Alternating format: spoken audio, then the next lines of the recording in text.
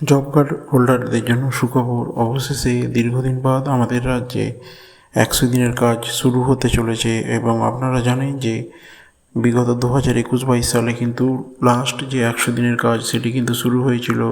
তারপর থেকে বিগত 3-4 বছর ধরে কিন্তু আর হয়নি।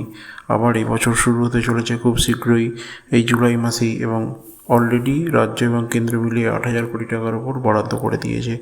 এবং আপনারা জানেন যে জব কার্ডে এখন যে আগেকার মহাত্মা গান্ধী যে এমজি মনরেগা প্রকল্পটি ছিল সেটি কিন্তু নাম পাল্টে ভিবিজি রামজি নাম পাল্টে দিয়েছে।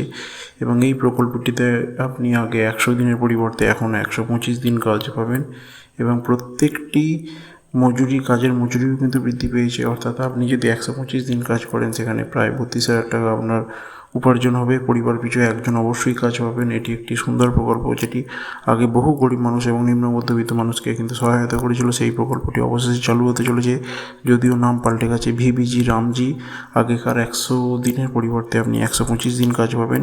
এই জুলাই মাসে চালু হতে চলেছে। এবার কথা হচ্ছে, আপনি কীভাবে জানতে পারবেন যে আপনার প্রকল্পটিতে আপনার নাম আছে কি না নেই, বা কবে আপনার এলাকায় চালু হতে চলেছে? এটি জানার জন্য আপনি যে নিকটবর্তী পঞ্চায়েতে বা আপনার যে পঞ্চায়েত, সেই পঞ্চায়েত অফিসে যোগাযোগ করুন, বা আপনার গ্রামের যে লেবার সুপারভাইজার আছে তার সঙ্গে যোগাযোগ করতে পারেন। এবং আপনার জব কার্ডটি যদি হারিয়ে গিয়ে থাকে তাহলে সেটি কীভাবে উদ্ধার করবেন, বা আপনার যে জব কার্ডের এগেনস্টে কত কাজ হয়েছে সেইটি কীভাবে দেখতে চান বা দেখতে পাবেন, সেগুলি জানার জন্য অবশ্যই কমেন্ট করবেন। তাহলে আমি আলাদা করে ভিডিও বানিয়ে আপনাদেরকে সেই দেখার ব্যবস্থা করে দেবো। তো এটি একটি অত্যন্ত সুখবর বলতে পারেন যে জব কার্ডে কিন্তু আপনাদের অবশেষে 125 দিনের কাজ শুরু হতে চলেছে।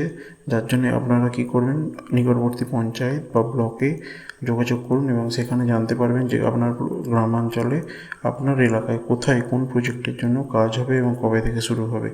কেন্দ্র এবং রাজ্য মিলে 8,000 কোটি টাকার উপর বরাদ্দ করে ফেলেছে। এবং এই খবরটি আপনার যারা জব কার্ড আছে তাদের সকলের সাথে শেয়ার করুন, যাতে প্রত্যেকে জানতে পারে। এবং জব কার্ড সংক্রান্ত বিভিন্ন স্কিম সংক্রান্ত ভিডিও পেতে এই চ্যানেলটি অবশ্যই সাবস্ক্রাইব করে রাখবেন। ধন্যবাদ।